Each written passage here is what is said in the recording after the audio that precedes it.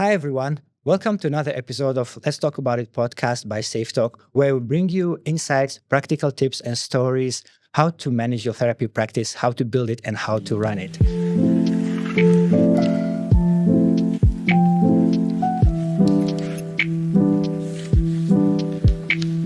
As usual, I'm your host, Shafkat, and today's topic is about social media for therapists, how to grow and build your practice online. Today, we'll be uncovering the topics of what are the ethics of posting online? Can you use social media to gain clients? And how do you get started with it? And a lot more. So, to help me dive deep into this topic, we have a very unusual format today where we have two guests instead of usual one that we do. The special guests today are Camila and Yoon. Welcome. Thank you so much for joining. Thank you for having us. Thank you for having us. Pleasure to have you both. So Camila and Nina both are very active on Instagram. They have respective social medias, and I'm sure they have a lot of great stories, great practical tools for you to share that maybe can be useful for your own practice.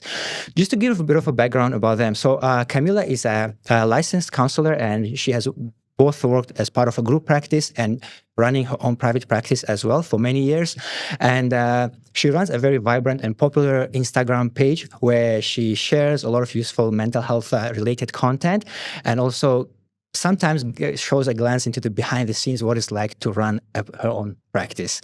If you want to follow her, it's Camila at Camila Counseling on Instagram. Yoon is also a licensed and registered counselor. She is currently managing her own private practice. One thing interesting about her, she documents her journey of starting her own private practice in a series of reels on Instagram as well. Do check them out. It's at Yoon's Counseling. There's a ton of useful content there for you. So yeah, I think it's going to be an exciting conversation, a lot of interesting things to get into. But maybe before we dive into the social media, if you don't mind sharing a little bit, how did you get started in a mental health field? How did you become a therapist? Yes. Right. Go ahead. Okay. Really good question.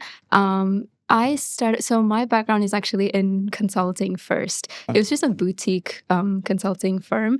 I loved being a consultant there. We did a lot of training for business leaders and whatnot.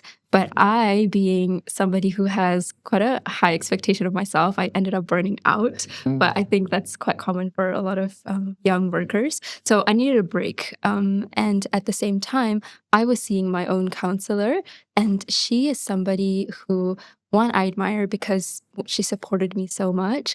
And I thought, wow, like the impact of what she does to me, I felt, I wanted to have that kind of impact as well. So it was that coincidental time of, burnout, I need to take a break. But I also don't want to just take a complete break and like not do anything. But I'm interested in psychology and counseling. So why don't I pursue like a master's, right? 2 years, you're not quite not doing anything, you're studying, but it leads up to something.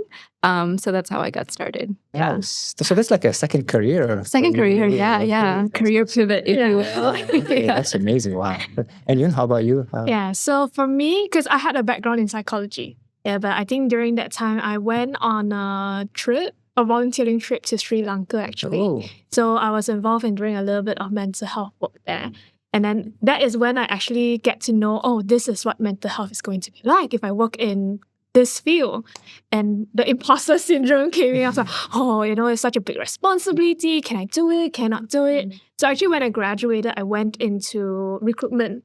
I went to HR because I was like, I don't think I can do it. It's like such a heavy responsibility. Yeah, but it was during COVID, actually, because in recruitment, I hear a lot of stories. People are complaining about their jobs. It was very stressful. And I was like, actually, maybe I can do it. I'm listening to people's story every day anyway. And, I don't want to have that direct impact as well. So I was like, okay, it's COVID, things are shifting. Maybe I can put my degree to good use.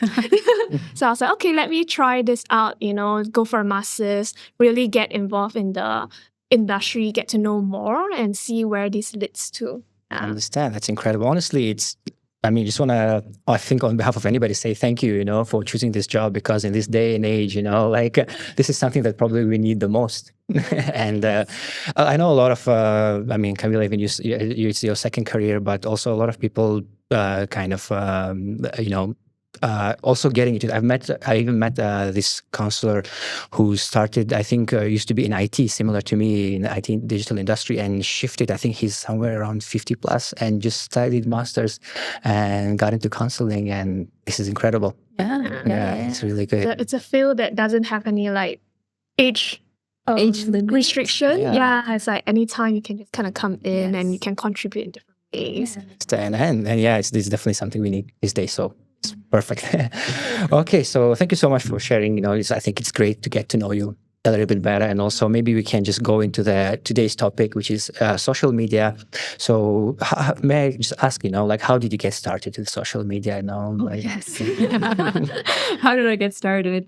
I started posting last year. I think it was July. It was just a few weeks before I actually started my own private practice.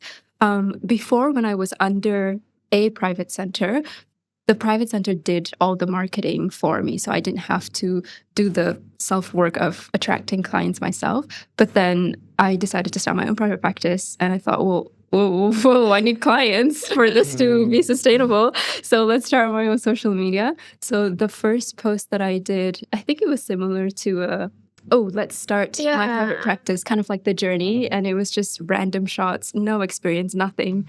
And then just posted it up. And then people started getting really interested into it. So I thought, okay, I can continue this. But I think the direction of the content topics and whatnot, it changed eventually. But that's how I started. It really was with the intention of, I need to gain traction so that I have clients. okay. Yeah. I understand. Okay. Yeah. Okay. Yeah, well, for me, actually, I started, I think like right after we graduated our master's program. But at that time, it wasn't really for marketing purposes. I just thought like, okay, I wanted to spread some awareness and things like that. So I actually started with more like illustration style because I didn't want my face on social media. Yeah.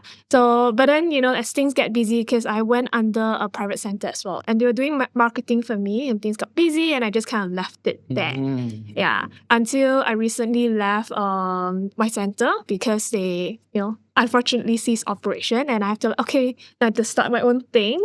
And I guess like Camila as well, I kind of need clients. I need people to know that I exist. Yeah. So I kind of got back onto social media and started posting more actively again. I understand. Okay, that's great. But just to kind of get into it a bit more, like I know you're both very active on Instagram, right? Did you like explore other channels as well? Maybe we should do TikTok or Yeah. And what landed you on Instagram? Yeah. Yeah. Oh, why Instagram? That's a good question. I started Instagram because I already had a following. So this is from like way before. I think similar to you. And I forgot about the part of where I was just like studying. There was one part of our practicum and traineeship that we needed to get clients so that we could collect our hours, so that we can graduate. So you need to advertise yourself somewhere. So I already had an account for that. And then there was just like following. So I thought, okay, that's a good starting point. I don't have to start from zero.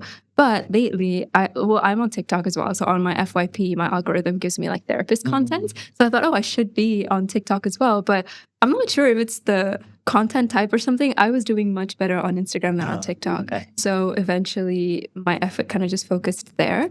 I tried LinkedIn, believe it or not, but I think that's a completely different audience. I posted more text heavy, like more educational things on LinkedIn, more for LinkedIn type of audiences. But I think for some reason, it's harder to engage with the audience there. I don't know if my type of content or something, but I didn't spend enough time to figure that out. I was like, no, Instagram's easier. I have a lot of things on my plate. Let's just focus on this. So that's good. I think, one channel is usually, if you focus on that, you can do much better rather than spreading yourself. Yeah, because I think like every platform has kind of different audiences and they require different things as well.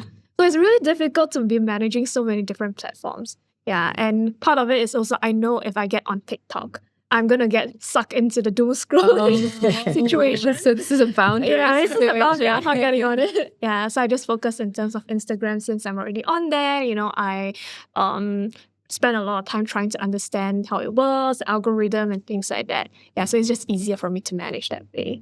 I understand. Yeah, but I think like we just kind of add a bit for myself as well. We also like run our social media. We try actively run our social media, and TikTok is like something that I never understand. I have no idea how it works. We've had some posts that went viral and got very popular, but anything else besides that, like just like you have like a post that has 1,000,000 views and you have a post that has like 300 views. You're like, how does this work? What's going on? Instagram is much better because I feel it's the audience is more consistent. Like because TikTok is also like people mostly discover content from the For You page, right? Which is, it's not like you're really following people. It's more like whatever is popular and trending that day or that week, and you see. But Instagram is much better.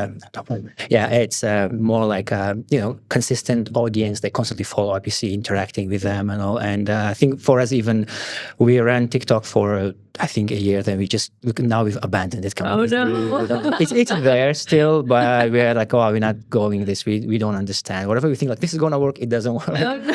Instagram is pretty good. LinkedIn, I agree. It's a whole different game. But in Malaysia, one fun fact. I mean, we engage with a lot of therapists. I'm sure you do too. Most of the people seems to be on Instagram. That's the most popular. I guess that's the one that really, really works. Yeah. That's great. Okay, just coming back, I think Camila and both you mentioned that you used Instagram to kind of attract clients when you were doing your practicum in university, and I just want to kind of go into that. I think that's one of the more important questions today. Like, does it work? How well does it work to be the only channel to get clients? Is it the only channel, or is it one of the only channel? Well, there's two parts to that question, right? Does it work? And then is it the only channel? Yeah. So the first question, does it work? I'd say it does, but I think the volume of clients that come in varies depending on, I would say, the time of year. I think it actually does affect. Or the time of the month, maybe when people are getting their pay and they do have some extra money for therapy, or towards the end of the year, maybe not so many clients because you have your end of year leaves and you're going on vacation, and that's good for mental health, so you don't really need a counselor. And also, I think it depends on how active you are.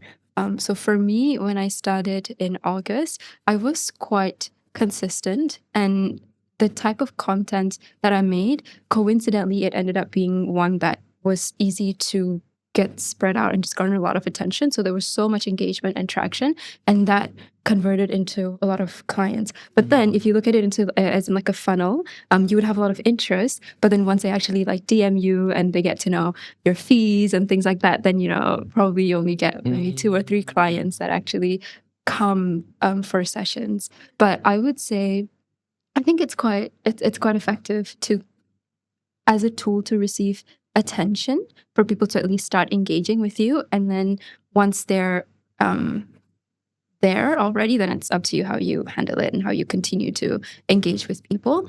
The second part of the question, is Instagram the only tool? I would obviously not. I think other social media is important as well, but I think more powerful than social media can actually be word of mouth. So it's like your own clients, I think, referring you because maybe they had a good experience with you, or other therapists. We have our own therapist communities. We have our group chats and channels, and they're always like, hey, do we have any counselors practicing somatic therapy? Anybody specializing in ADHD? And then you can kind of advocate for yourself there. So I think that channel is more effective, I think, than social media. I think the conversion, like if it's a referral, usually the clients do make the bookings with you, as compared to through social media. Like they would be interested, so they'll ask and they'll try and engage, but then the conversion rate is actually not that high. Yes. Exactly that. But just maybe if you like, I know this is a bit of a kind of a hard to know the answer to this question, but what is like the funnel like? Is there like they see your post probably on Explore page, they engage with it, then they follow you, then after some time they reach out, or is it something that they look for? If I know it's a hard. No, I also wish I had like concrete data on this, but based on just what I noticed, usually it's for me, it's usually a specific post that they saw, and then they resonated with it, and then they DM me. Or they comment directly on that post, and then it's my job to respond back to them, and then it goes there. There have been some random cases where it was, like a friend of a friend or a family member saw my post and then shared it to this person, and then this person ended up DMing me because they said, oh, somebody showed me this post, yada yada, and then it kind of goes from there. I think the bulk of it really is just direct engagement with your content. Oh, okay. Yeah, for me, mainly it's actually, I'm grateful that I have very supportive friends and family because they will share my post, and usually their friends will be like, oh, do you know if she do this? And then they will reach out and like understand more. Yeah, so it's not exactly a direct conversion, but because when I post, people share, then they know I exist, then they will inquire about the services. Yes. Yeah, but if I don't post, then people forget that, okay, this person exists. Yes. Another thing to add to that, sometimes they don't directly DM or comment you because on our page we already have like a bio or like a link to our website, and on our page we already have a booking. So then sometimes you just get a new client, and then when you see them for that first session, it's like, oh, just curious, like how did you find out about me? And they're like, oh, I saw you on my TikTok, I saw you on my Instagram, and I'm like, oh, okay, it worked. Yeah. But what is like? Is it more people want to ask first, or what is like those people who book directly? Yes. I'd say it's a 50-50 split for me. Because some people, they already know they want to go for therapy. So they're just like, okay, you seem cool. I vibe with you. Okay, let me just make a booking. I feel like I mean, personally, I would be that kind of person. I know there are people who like, see a service and like, even though, like you can just go directly book and then they still have to ask questions. I'm more like, I know this is what I want. I would just go book. Just no questions. I saw this. I like this. So I feel like maybe it is 50-50. I'm probably fall into the 51. Yeah.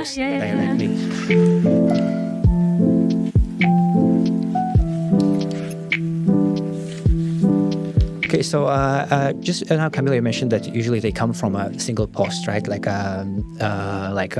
usually it's the content that's important. They connect with it, and then they reach. So if you maybe share a little bit about that, like what kind of content, if somebody who's getting started, like what kind of content can they post that it's at least in your experience, has worked? Really good question. The first few posts was really about like my own therapy journey. So there was like some likes and some excitement, but mostly from like your close circles. But the engagement really came in when I started to specialize into a very niche topic. Something that I post about is about eldest daughters trauma. It's something very specific to maybe the first daughters or the first child who are daughters. They have their own set of anxiety, depression, trauma that are unique just to them. And that's my experience. So the sharing tends to be a little bit more authentic. And because a lot of them can feel validated, they feel like they're heard. And some of them even feel like, oh, I didn't even realize this was what I was going through. Camila just put a name to it. And now I want to learn more about this and I want to know more. So when that kind of post started getting a lot of engagements, I thought, oh, let's kind of push this out a lot more. It became more educational. So if there were like pillars of content that I made, one would be like educational, one would be more like engaging, oh, share me your experience, blah, blah. And then the other one would just be like life of a therapist kind of thing. Okay. So the educational content was the one that a lot of people really identified with. It was... I have like a template that I ended up just using because I was like, oh, this works, cool, let's just do this. It was basically...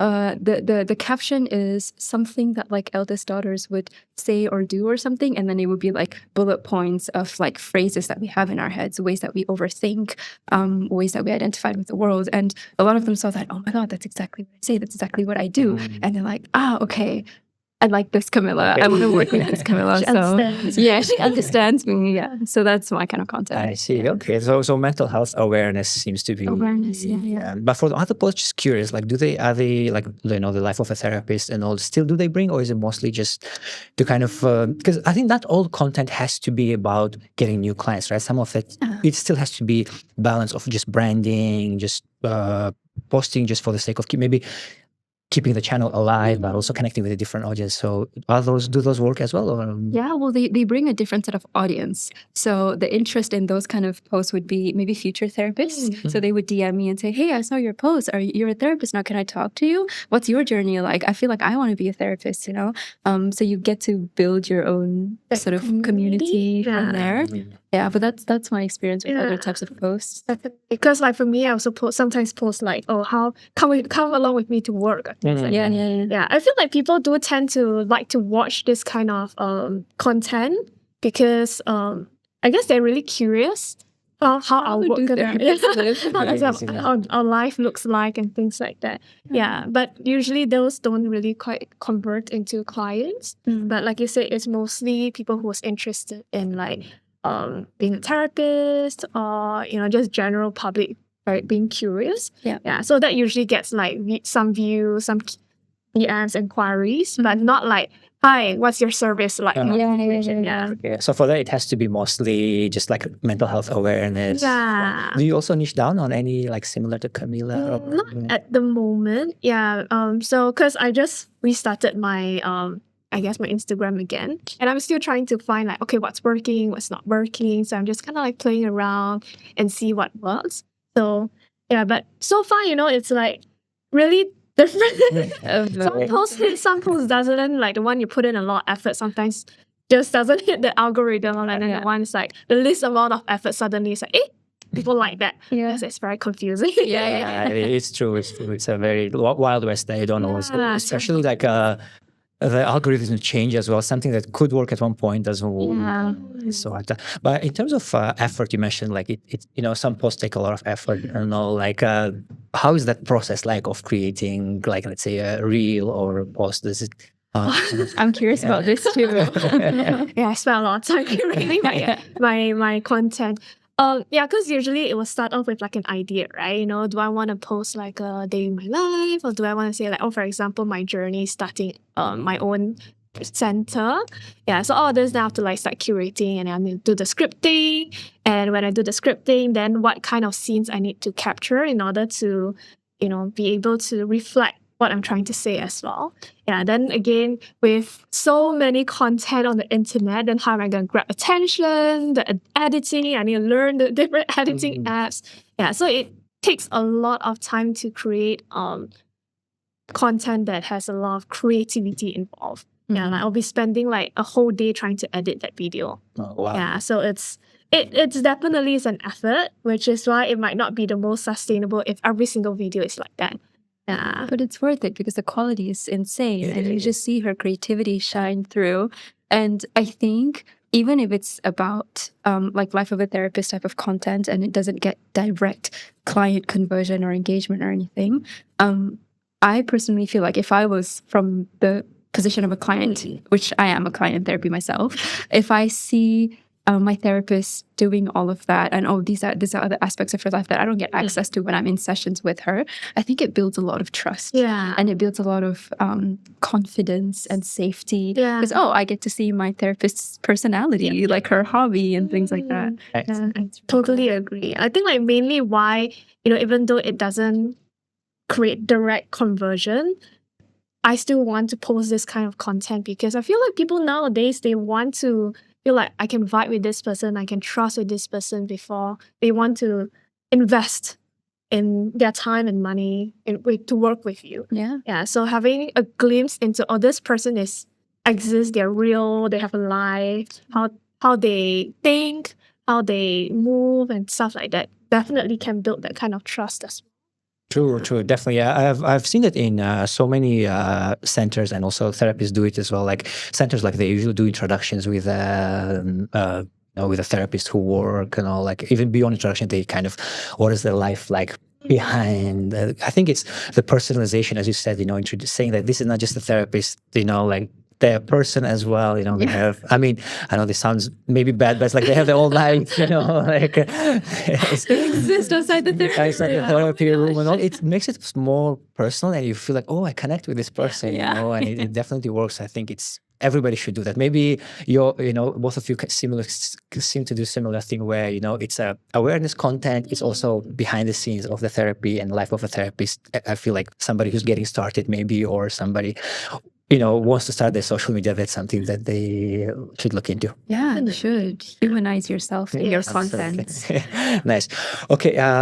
In terms of you mentioned that it takes a lot of time, like the whole day to edit the video, right? So now, I mean, you said also you spoke about being consistent as well. So you have to be consistent. So now, if it's going to take the whole day and you have to be consistent, where does the therapy work come in? How do you balance between the clients and the social media? Gosh, do you want to start with that? I think eventually you kind of get into a flow like you kind of know what needs to be done, how to go about with things. So things becomes faster. Yeah. But you also need to be realistic in terms of like, for example, this week I have like a super packed week, right? It's not realistic for me to expect myself to be posting like 2-3 posts in a week. Yeah. So you just know, okay, I at least have to get one post out. It doesn't have to be like a high effort one. Then I'll just do a low effort content. Yeah. So as long as there's something out there, and then you just kind of adjust accordingly and see what's realistic for you that week, and it's more sustainable that way. Yeah. That's true. I'm more of a low effort kind of girl. So I would batch like recording and editing and things so that I would just have a bunch of stuff that's ready and I just upload. But then maybe you spend maybe like a week of just recording things. So if you notice on my account, a lot of my videos, the reason that they get so many views is because people want to read the caption while in the background there's like maybe a 5-second clip that kind of just repeats in a loop again and again. Right. And those are very easy. Like I think you just put a camera like while you're like typing on your laptop or something and then cut. That's like a 5-second thing, right? And then you put a camera at a different angle where you're like making coffee or something and then cut for like 7 seconds and that would loop. So, and then, you know, I would do like maybe one shot I'm not wearing a sweater and then another shot I am wearing a sweater. So it looks like on different days I'm wearing different outfits. And then I spend maybe like 3 hours a night. I just cut 7 seconds, whatever. Just put different like captions on it. And then suddenly you have like 10 reels that are ready to kind of just be pushed out on a weekend. Something. So I think that's how I balance my time because otherwise during seeing clients it gets so heavy and deep kind of work. I'm also highly sensitive, so I think my energy gets drained a lot faster. And I wouldn't have time to be on social media. So that's, you know, work smarter, not harder, I guess, on some days. Yeah, there are tools as well, I think, to make it easier. We actually use it ourselves to like can schedule, like it even posts to multiple channels and all. There's some free tools. Can Instagram do that? Yeah, oh my God. What's that schedule? Schedule post is like a lifesaver. What? I think it's not really Instagram. Like there are like external tools that you can just schedule there, and it because we post. I mean, Instagram is our main channel, but we post to LinkedIn and TikTok as well, even though we don't follow at all, but you just throw it there. So there are tools that you just upload the video and it just distributes it everywhere at specific time. Because I agree with you, if you have to do it on the spot, it takes so much time. And even just posting, I don't know, it's even supposed to be like just upload, click, go, but it just takes time, like reviewing the text a little bit. So I mean, I unfortunately can't recall any name right now, but I'm sure you can. Whoever is interested can Google very quickly, like social media scheduling tools, and there are a lot of free options available. They really make the life easier. Oh God, do you use that? I use the schedule post all the time, but mostly because of the anxiety. A lot of time it's like you have created the post, you have curated, everything is ready to be posted. Yeah. But there's just so much anxiety about posting. It's like, will it work? Is it gonna flop again? Is it gonna convert into something? So I'll just sit there looking at my phone and like just waiting. I was like, oh my God, I can't click the post button. It's heavy. Yeah, but it's a lot easier to like if I put scheduled posts because I was like, okay, it's not gonna go up now. I'm just gonna schedule it and I just leave it there, forget about it. And then when the time comes, it's already posted. It's too late for me to do anything about it. Yeah, so I just okay, helps with anxiety. That's good. That's good. And with time as well. Like for us, we experimented with like what's the best time to post. At least for our audience, it's a bit more different from yours. Yours is more general awareness, like client. For us, it's more professional. So, like we realized the best time that works for us is like before 10:30 or 11 a.m. And you know, you're coming in the morning, and as you said, the anxiety. I don't know why, but it is there to post. And you're like, what if something is wrong? And also, what we do usually, so you schedule it the day before. So tomorrow post at 10 a.m. So even if I'm like rushing to work, you know, to do it very quickly, and also with that, it really helps with that a lot as well. Outsource it to something else, you know. And then it's already posted. Okay, I should do that. Speaking of outsourcing, have you considered, you know, like maybe getting like a social media manager or somebody else? I think at one point I did because of the consistency thing. Right. So, you know, the whole hype of I'm starting my own private practice. I have this momentum going on and it's great. And then suddenly the clients start coming in, which is a great thing, not complaining. But then the work really gets in and you're like, whoa, suddenly I haven't posted on social media in like 2 weeks. Maybe I should outsource this to someone. But for me, I think there were a lot of considerations. Not just content is one, because the authenticity really came from me. Although maybe I could like write it down, park it down, and then kind of assign it to somebody. Another consideration is the editing. Would this person get well, technically I can templatize, right? And then they can kind of just do it for me. But you could already start to see that I'd like to have control over things. And then the third consideration is, I think, the privacy and the confidentiality of it all. So if they were to post for me, then they would need to have access to my accounts. Then they would get to see all the comments, notifications, and those could be potential clients in the future.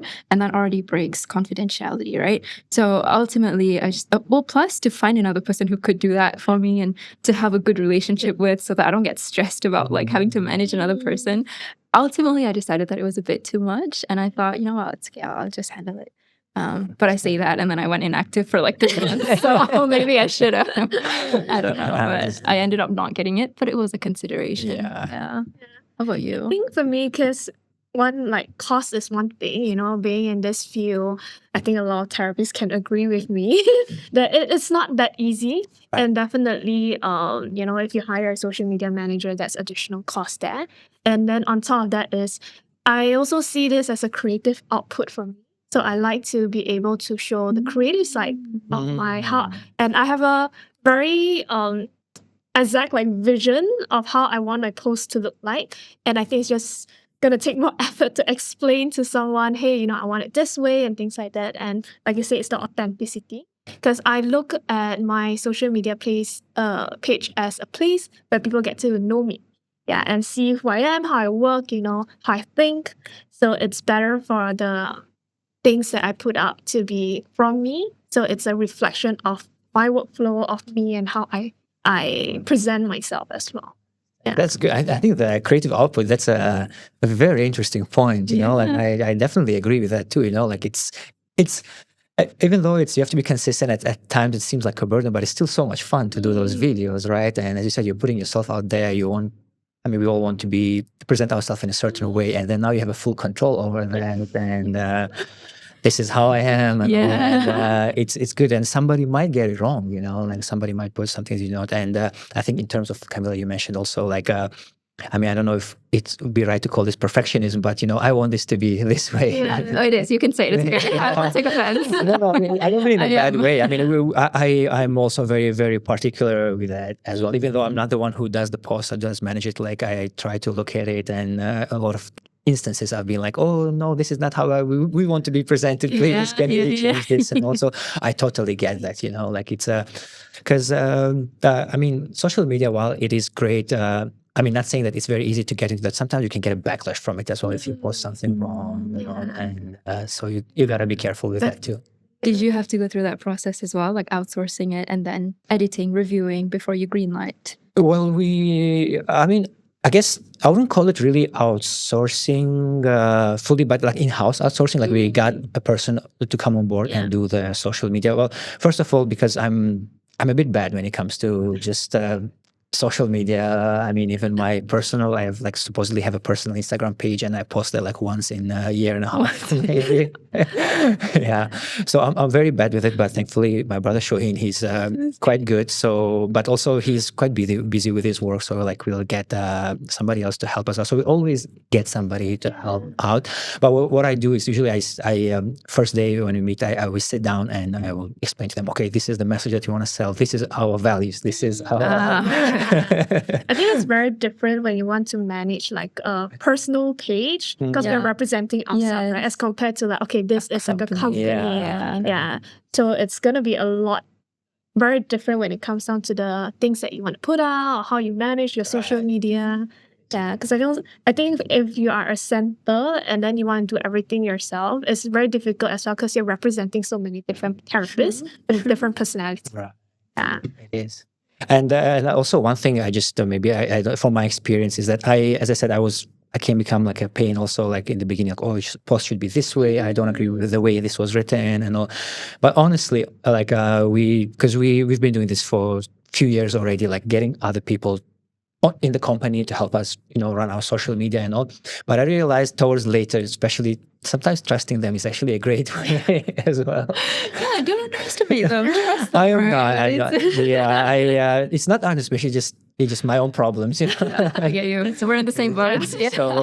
So like control. Yes. like it's like I think sometimes I'm like, oh, I should, but then I'm like, let's just take it easy, because especially like I'm not that young, and I feel like social media is younger people's game. I should stay away from it as much as I can. So you bring them, at first you don't agree, but then you try to understand it from their perspective. Like, oh, from the young people's eye, this makes sense. Then and honestly, it was so good. And I think like the last before we kind of went silent recently, before that, when we were posting all the posts, I was like, oh, I better not say anything, just if you think this is the way. And those posts sometimes do better as well in terms of engagement and content, because like I feel like while it is great, to kind of do your own content and control it and how it goes out and all, but at the same time, you are too focused on certain things, because it's the kind of it's your baby, it's your business, like certain, then you might need to get, you're too idealistic about it. But when somebody from outside comes in, they kind of see differently how people can engage it, and that was super, super helpful for us. Right, you're right.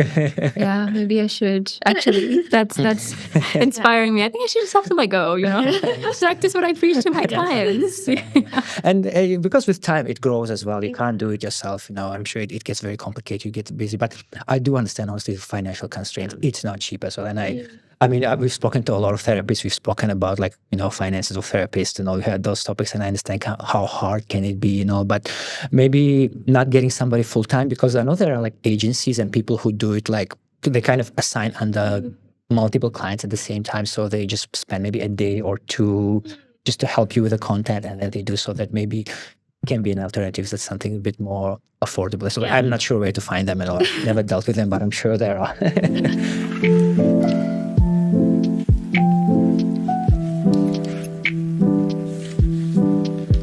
One more topic I wanted to talk about was the ethics of posting and what kind of content should go out. Because, we said that if you get somebody, they might break confidentiality, they might not understand and all. Like, just kind of to open up the topic a little bit, maybe you can share your thoughts on like ethics of posting. Yes. Oh, that's a very tricky thing. And I think you continuously just learn more and more as you post more. You would just start to walk into territories where you thought, oh, I never had to consider this before, and now I do.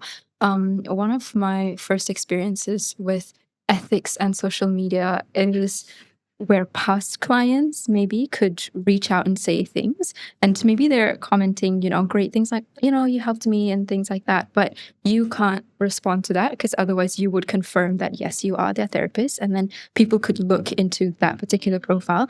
I don't think anyone's really malicious out there, but no one would really think like, oh, what happens afterwards? Is this client going to get asked by random people, how was Camilla like as a therapist? And then suddenly they're looped into this whole thing that they didn't need to. Mm-hmm. So I thought, okay, we're walking into some sort of territory here, and I need to be careful with stuff like that.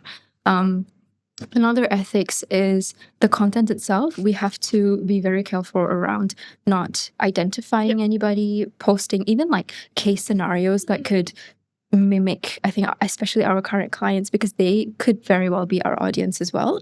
And then they might feel like, oh, was Camilla talking about me? Because and then they feel suddenly unsafe with you because, well, my sessions with Camilla now could potentially be material for her content, right? And then they start to censor themselves in sessions. So you don't want that to happen. Another thing I think was around when you're posting like life of a counselor, like your life, how intimate do you want to get? How personal do you want to get, right? Is it just, oh, come with me to work. So, like I get ready to work and I arrive at my office and I do my coffee and things like that. Or do I want to show me going on pickleball on the weekends? And these are like my close friends and this is a face to my husband and things like that, because you want to keep in mind, what if future clients see those aspects of you? You're not trying to gatekeep anything, but people are constantly formulating perceptions, conclusions on you. It just happens naturally. We're humans, right? And it's not to say that that would deter them from becoming a client. It's around I think their sense of safety with you. It's like am I knowing too much about her and suddenly I can't see her as a therapist anymore? And she's more like a friend. So then that relationship is already broken before I even step into the room.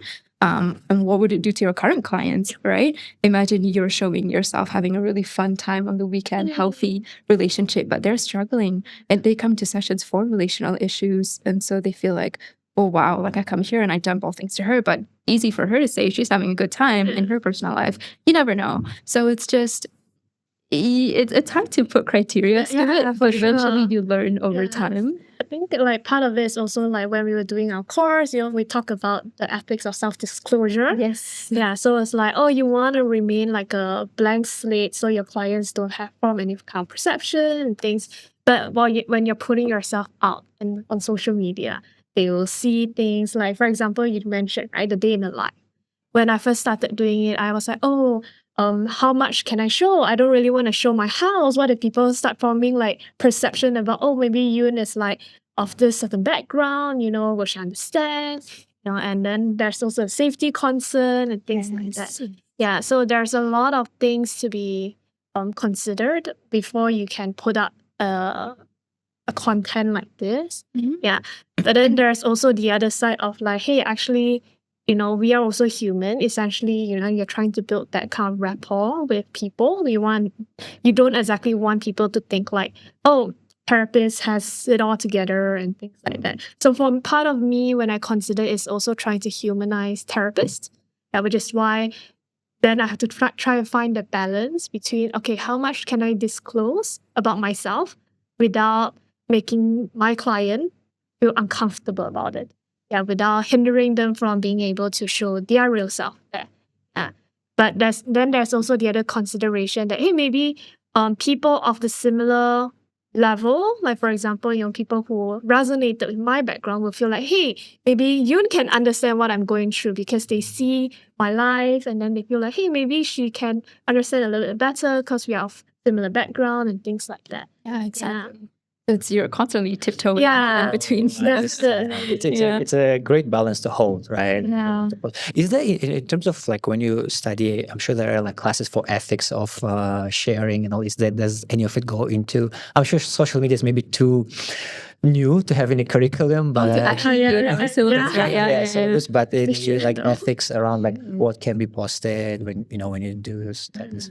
Did we cover social media specifically? No, because I think at that time, like social media was not really a thing. It's still very new. I think at that time it was still like a taboo thing for like therapists to be on social media. But I think just recently more and more therapists are, I guess, on social media to market themselves. And also partially because there's so many wellness gurus out there now with all the information. I feel part of it is I also feel like, okay, responsible to come out and provide, I guess, some information, the right information, so that people have somewhere to refer to.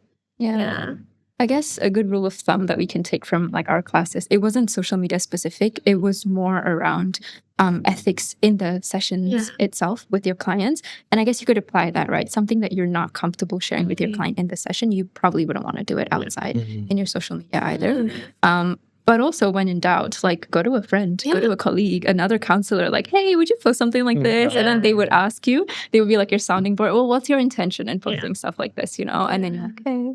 Have you done that? Have you? I have. I just checked with some people, with friends who are also counselors, or I just check with people who are not counselors, but they are clients in counseling. There was like, if you were a client, like, would you feel comfortable seeing your counselor post stuff like this? And then you get mixed reactions. And then ultimately you just make your own choice. Well, the beauty thing with social media is I think you can always take it down if suddenly you regret that choice, or if you could do it early enough before it gains traction. So yeah. That's true. Okay. But I think if I'm on, this is maybe something kind of to ask you as well. It's just outside of the topic we discussed, but you mentioned about the gurus who post. So a lot of times nowadays that we see posts like, oh, in 1 minute I'll show you how to not have anxiety. Watching that sometimes Because I mean I've been to therapy myself a lot, and I know I don't think 1 minute is gonna do anything to me.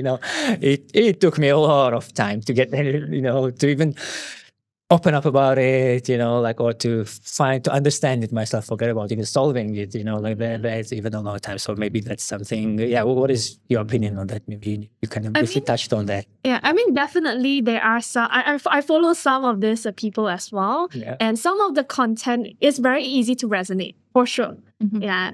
But then one thing, then it's like, okay, is it also creating unrealistic expectation for clients as well? Because they will see this post as like 1 minute or like this different tools, and then they try it out and it doesn't work, and then that shame comes in. Yeah. So it's really also part of like, okay, when client comes in, then you have to kind of set like that realistic expectations with people. And sometimes I also remind my clients that, because they'll come in and say, oh, I saw this post the other day on my Instagram, and then we just kind of explore a little bit what to take with them on that post, what is not really realistic that you might want to, hold back or like reconsider. Yeah. So it's really like trying to find a balance, because I believe some of these posts, like the tools that they give out, it can be helpful. Yeah, because some of them really do give like actual like breathing techniques and stuff. Yeah, but then is the expectation realistic? Yeah. So you can do breathing, like box breathing in a minute. You can teach that, but will the anxiety really go away in a minute? And then that's a very different story, right? Yeah, no, it's not a discredit to gurus or coaches or anything like that at all. Actually, they come from their own training background. They put a lot of time and effort into it as well. I also welcome in my sessions for clients to just like, hey Camilla, can I share something with you? Like, I just saw this, and then what do you think of it? And then we talk about it. Why was that appealing to you? Like, what's yada yada. But ultimately, I think what they provide through their content, it is much more accessible. Like, if you needed a quick reminder of like how to do that box breathing or something, it's like right there. You don't have to book a session with a therapist for that to happen, right? They do give a lot of structured techniques that you can use, but I think a lot of it is just hooks that they're trying to gain for like views. Because I guess the good thing about them is like they are not, maybe we think too much, because they are very willing to share their story. And story is what people relate to, right? So they'll share where they come from, their journey. And then from our side, it's like, do I want to share this part of my life to the audience? But I know if I share this, then I will be able to get their attention. But if I share this, then am I disclosing too much about myself? Yeah, so there's a lot of this kind of consideration. But for gurus, sometimes they are not bounded by that. So it's a lot easier for them to gather people's attention, which is great. Because sometimes they do give helpful tips as well. Yeah. So I am grateful for them, but at the same time, I am also a little bit worried in terms of where people are getting information, and how legit some of those information are. True, definitely. I think it is. I mean, I see it more prominently on LinkedIn. That for some reason, I feel like Instagram, people are, at least the therapists that I follow, are very, very careful. You can see the content that they post is a bit more, as you said, more professional, more thought out. What should be out, but when you go to LinkedIn, like people just tell you the whole life story, and is this something I should be hearing? Okay. Yeah, maybe it just works differently. I feel like in LinkedIn, it that's how it is. It's like the more personal you are, the more engagement you will get. And I'm not sure about this. I mean, I'm not professionally trained in this field, so I don't know. But sometimes I see it, I'm like, just as a person, just common sense speaking, is this something that should be shared? So yeah. It's like if you're a boss and it's like your employees or your team are seeing those kind of like, and you go to office the next day, how's that going to register? I know. Yeah. It is. So I think, important to have like, you mentioned that it's like always tiptoeing of what to post and all, but maybe if, I don't think there are any guidelines or I feel like we actually, eventually somebody should actually set guidelines, because I feel like that would have been helpful for me when I was setting up social media. Maybe we should do the one. I should be the one to write the guideline. And two of you can start it, I'm glad like this topic is becoming more and more like popular. Like a lot of therapists are coming out to talk about ethics on social media. So you see more and more posts like that, which is really helpful to see as well. Someone who is trying to balance, ethics and social media, like grabbing attention, to have a little bit of like guidance from these people is also very helpful. Ultimately, I think ethics really the thing that keeps getting repeated to us during our program was do no harm to your client. And so you consider that across all aspects, even down to the stuff that you're sharing on social media. What kind of risks or harm could this potentially? And it's not around like, oh, let's think of the worst case scenario for everything. Let's catastrophize everything. Let's just be a pessimist all around. But the clients are who we care about. You can't care for everyone and yada yada. But you get the point. You just don't want to cause any harm. I understand. Okay, good. I think there was thank you for sharing that. It's very important, I think, to, as you said, we're glad that it's being talked about a bit more, and somebody should put some rules and guides. Maybe if two of you can do it, it would be great. Maybe we should, Somebody should. But maybe just to kind of, I think we covered a lot of interesting things today. Just to close it off, like what are, there's a therapist, somebody who's getting started, or somebody who wants to start the social media. What would be some, maybe if you can share like few one or two or three tips, practical tips. Practical tips. Yeah. You want to take this one first? Just do it. Nike, just do it. Because I have like juniors that comes to me and talk about like social media and the anxiety around social media, and oftentimes is you just do it, and then you figure out along the way, and because use your community as well. To be fair, we are all just trying to figure things out, what works, what doesn't. So, but if you're just constantly waiting for the right timing, then that's not gonna happen. So just do it, figure it out along the way. Don't expect too much out of it, but have fun along the way.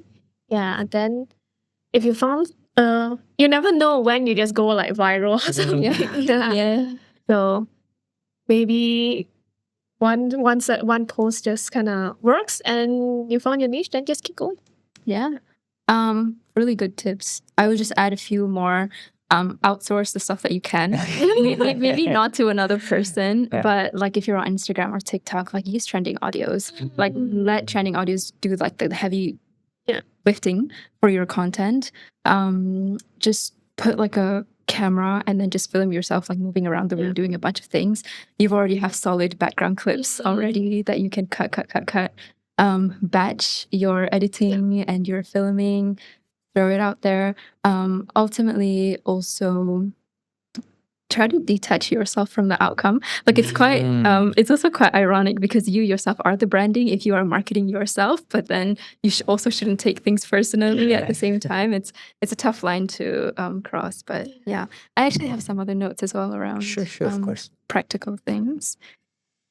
Maybe in the meantime, I can just share from my experience. I think kind of goes in line with what Yoon said. Just do it. Is at least when we started, like don't wait. You're never going to be ready to start posting. So even if let's say you're starting your private practice in 3 months' time, start posting from now, even if it's just a basic post, because I feel like it helps when you like if you're starting your practice in 3 months' time from now, there's gonna be your first post. I feel like it's kind of, if somebody sees that post and engages and comes to your account and it's empty, this is the first thing. It's different rather than if you've already been posting for a while. I feel that helps, even if it's this person has been around for a while. I feel that in terms of trust, social media trust, not talking about personal trust, that kind of force, when you have a bit of a backlog. Yeah. And this person is legit. This person is legit. They have a track record of existing before. Building on your followers, I think, was another thing that this is what you shared as well, like start posting 3 years earlier. I think there's something with Instagram where like the moment you pass 1,000 followers or something, then your videos get just pushed out significantly more. So I think it's building that, but you don't have to do it alone. Go collab with like another person or a therapist who already have a big following.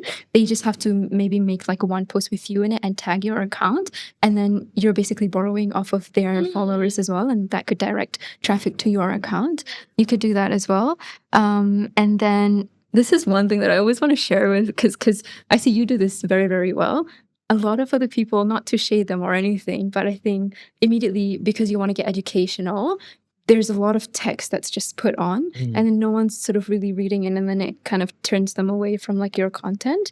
But I think if you look at Yoon's content, it's like quite brief. It's like easy to read stuff, easier people to engage with your videos. There's like technical stuff like that, I think, that really helps you in the long run. That I would. And not to, say anything, but Or use your friends and family. Let them ask them to share, get them to repost, get them to engage. It really helps because, it's just human behavior, right? When they see more people engage, then they're more likely to engage as well. Mhm. It's like, even for me, myself, if I see this person doesn't have a lot of likes, it's like, maybe I don't want to engage. But if this person has a lot of engagement, that's, maybe she's a little bit more legit or more credible, then I will listen and I'll watch the video. So your friends and family can also come in as a very big support as well. Yeah. Definitely. That's something actually we did in the beginning when we started. We asked Yeah. friends like, hey, come on, Put it out there. put it out there. And honestly, the It therapist helps. community are so nice. Like, I think a lot of my engagement really just comes from fellow therapists. Yes. Yeah, and it's like my friends are like reposting, saving, sharing, and it really helps. Yes. That's great. Okay, that's perfect. Thank you. I think there's a lot of things that there's somebody who's starting or wants to continue to. I hope it was helpful. Absolutely, Yeah. yes. Anyway, thank you so much, Camila and Yuni. I think it was a great conversation. I feel like we dived a lot of interesting factors to the ethics of it, how can, especially for somebody who's starting their practice, how can they use social media to get clients? Because and also touching on like what to post and what not to post overall. So thanks so much once again. It was great. If somebody's interested to follow their content, if you want to know what's happening behind the life of a therapist, or if you want to just get mental health tips, please follow them. Camila is at Camila's counseling, Yes. counseling, and Yoon is at yoons.counseling on Instagram. Both of them very active. So thank you so much. And if you're just a bit of a background about us, and if you're a therapist or if you're starting your own practice as well, we are SafeTalk. We're practice management software. If you manage to booking, scheduling, your payment and all, do check us out at safetalk.space. So thank you so much again. And have a good day. Thanks for having us. Thank you. Okay, bye-bye.